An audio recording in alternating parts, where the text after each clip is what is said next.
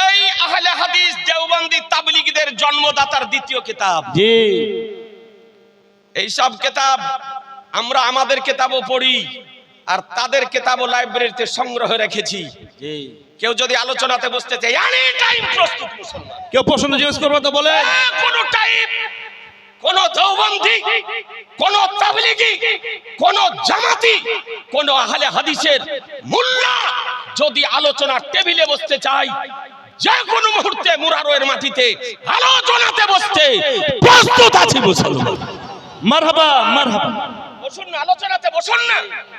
কাটটা হক কাটটা বাতিল সুবহান হয়ে যাবে। আজকে দুধ দুধ হয়ে যাবে আর পানি পানি হয়ে পানি হয়ে যাবে। পানি হয়ে যাবে। গোটা জগতের লোক দেখবে। বেরাদারান ইসলাম বার্তা দিয়ে মেসেজ দিতেছি, দাওয়াত দিতেছি। বলো কবে বসবে, যেদিন বলবে সেদিন বসবে। কোন দিন তারিখ করা করিতে নাই, ঠিক। কোন দিন তারিখ করা করিতে নাই, যখন বলবে তখনই বসবে। এদের গুরুদের দ্বিতীয় কিতাব। জি। কিতাবটির নাম সিরাতে মুস্তাকিম। কিতাবটির লেখক মাওলানা ইসমাইল দেহলভী, ওই যাকে নদীর জলে কচু কাটা করে ভাসাইছিল। আল্লাহ আল্লাহ। ওকে কচু কাটা করে কেটে আপনার কিমা তৈরি করে দিয়ে আপনার নদীতে ভাসিয়ে দিয়েছিল। আর গোস্তের লথড়া লুথড়া পর্যন্ত পাইনি। জি, এই দিয়েছে ওয়াহাবিদের জন্ম। আজকে গোটা ভারতবর্ষের মুসলমান লড়ছে। হ্যাঁ, এই লড়াই তৈরি করে দিয়ে গেছে। কে লিখতেছে দেখুন, 167 পৃষ্ঠা। আজি জানে মোহতারাম কি লিখতেছে দেখুন, দেখেন 167 পৃষ্ঠা। 167 পৃষ্ঠায় কি লিখতেছে? ब्रदरान इस्लाम लिखते जना के वसवसे से अपनी बीवी की मुजामियात का ख्याल बेहतर है। बोलছে নামাজে কারো যদি ব্যভিচারের খেয়াল আসে তার চাইতে বিবি মিলনের স্মরণ করাটা ভালো। নাউজুবিল্লাহ। কেউ লেখে গো, আস্তাগফিরুল্লাহ। কোনদিন শুনেছেন কেউ লিখেছে কোন রাইটার বই লেখে সংশোধনের জন্য, রাইটার কিতাব লেখে মানুষের আত্মশুদ্ধির জন্য, আর এই রকম কিতাব লিখতেছে। তারপরে কি লিখতেছে बोलছে যে और शाइक या उसी जैसे और बुजुर्ग की तरफ था जनाब रिसालत मां भी ही हूं। अपनी हिम्मत को लगा देना अपने बैल और गधे की सूरत में मुस्तगरक होने से बुरा है। नाउजुबिल्लाह नाउजुबिल्लाह। জোরে বলেন। বলছে এরকমই কোন শাইক বা শাইকের মতন কোন বুজুর্গ ব্যক্তির দিকে অথবা নবী সাল্লাল্লাহু আলাইহি সাল্লামের দিকে নিজ খেয়ালকে লাগানো, গরু গাধার খেয়ালে মগ্ন হওয়া অপেক্ষা নিকৃষ্ট। কথা বুঝে নিলেন? তার মানে নামাজে যদি নবীর খেয়াল আসে, নামাজে নবীর খেয়াল আসে, ভালো করে শোনেন তো, বলছে নবীর খেয়াল আসা গরু গাধার খেয়াল অপেক্ষা নিকৃষ্ট। তার মানে গরুর যদি খেয়াল চলে আসে কোনো ক্ষতি নাই, গাধার খেয়াল চলে আসে কোনো ক্ষতি নাই, কিন্তু যদি নবীর খেয়াল চলে আসে তো বলছে আর হবে না। নবীর খেয়াল আসলে বলছে ওর চাইতে খারাপ। আজিজানে মুহতারাম বলুন, আপনারা ঈমানের সঙ্গে নামাজ যখন পড়বেন নবীর খেয়াল আসবে না? আসবে না? আসবে। নবীর খেয়াল আসবে না? আল্লাহর নবী কি বলেন? আল্লাহর নবী বলেন সাল্লু কামা রাআইতুমুনি উসাল্লি, তোমরা নামাজ পড়ো যেমন করে আমাকে নামাজ পড়তে দেখছো। সুবহানাল্লাহ। আমাকে যেমন করে নামাজ পড়তে দেখছো। এ বেরাদার, নামাজ যখন পড়বেন অটোমেটিক নবী খেয়াল আসবে।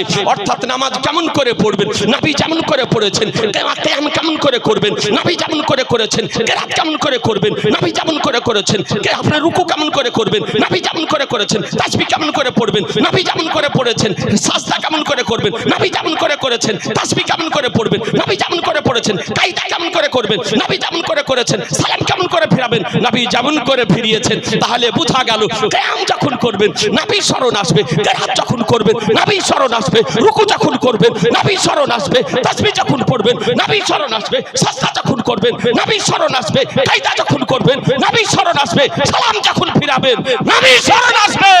এই জন্য নবী বলেছেন সাল্লু কামা রাআইতুমুনি উসাল্লি। আর এই নবীর খেয়ালকে বলেছে গরু গাধার খেয়াল অপেক্ষা নিকৃষ্ট। এবার বলুন নাউজুবিল্লাহ মিন জালিক। এই হলো দেওবন্দি ওয়াহাবি তাবলীগী জামাতিদের কেন্দ্রীয় গুরুর আকীদা। তাহলে এই দলগুলি নিয়ে যাওয়া যাবে? জোরে বলেন না, একটু জোরে বলতে হবে। যাওয়া যাবে না। এই দলগুলি নিয়ে যাওয়া মানে কোথায় যাওয়া?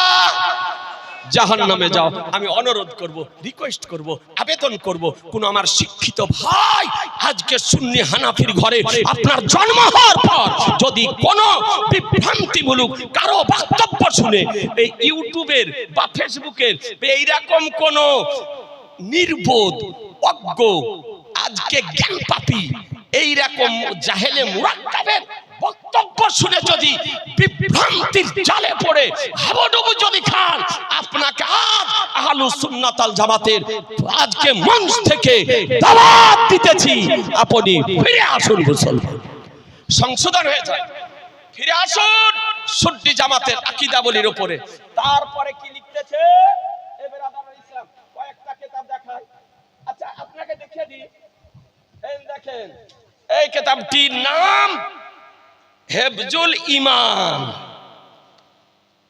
কিতাব ছোট কিন্তু একবারে গোটা দেশে আগুন জ্বালিয়ে দিয়েছে। কিতাব ছোট কিন্তু গোটা পৃথিবীতে আগুন লাগিয়েছে। জি। আশরাফ আলী থানভী, মাকতাবায়ে থানভী দেওবন্দ, দেওবন্দ থেকে প্রিন্ট। এই বইটাতে কি লিখতেছে দেখিয়ে দিই আপনাকে। ই ঘরের খবর রাখে না তো পরের খবর কি রাখবে? ই ঘরের খবর রাখে না তো পরের খবর কি দেখবেন? দেখেন কিতাবটির 15 পৃষ্ঠাতে লিখতেছে, দাগ দেওয়া আছে দেখছেন না? লিখতেছে কি লিখতেছে যে दरियाफ्त तलब ये अमर है कि इस गायब से मुराद बाद गायब है या कुल गायब। अगर बाद उलूम गायबा मुराद है तो इसमें हुजूर सल्लल्लाहु अलैहि वसल्लम ही की क्या तखसीस है? ऐसा इल्म गायब तो ज़ैद उमर बल्कि हर सभी व मजनून बल्कि जमीय हयवानात व बाहीम के लिए भी हासिल है। नाउजुबिल्लाह, জোরে বলেন নাউজুবিল্লাহ। জিজ্ঞাসা করছে যে নবী ইলমে গায়ব জানেন না জানেন না? তো ভদ্র ভাষা তো বলতে পারতো যে নবী ইলমে গায়ব জানেন না। তো কত বড় অভদ্র অভদ্র এই মৌলভী আশরাফ আলী থানভী দেওবন্দি তাবলিগীদের গুরু। তাবলিগ বুঝেন? হাঁড়ি ঘটি কম্বল আলু পটল বেগুন উচ্চা কলা বেগুন যে মাথাতে গাছড়ি নিয়ে দেশে দেশে ডগরে ডগরে নগরে নগরে মসজিদে মসজিদে শহরে শহরে দৌড়ে বেড়ায়, ওকে বলে তাবলিগি জামাত। হাঁড়ি বহরদর, হাড়ি বহরদর। ওর মসজিদে গিয়ে মনে হবে না যেটা মসজিদ, মনে হবে পাকা রান্নাশালা, রান্নাঘর। এ বেরাদার মসজিদে খাওয়া চলে? মশলা জানে না? হাঁড়ি বহে কোনোদিন মশলা শিখা যায়?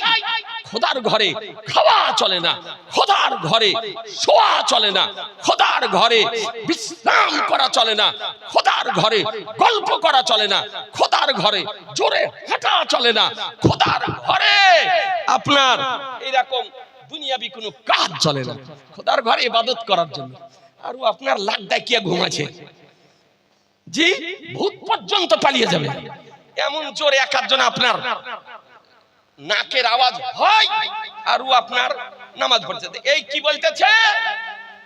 লিখতেছে যে জিজ্ঞাসিত বিষয় ইহাই যে গায়েব থেকে উদ্দেশ্য আংশিক গায়েব না সমস্ত গায়েব।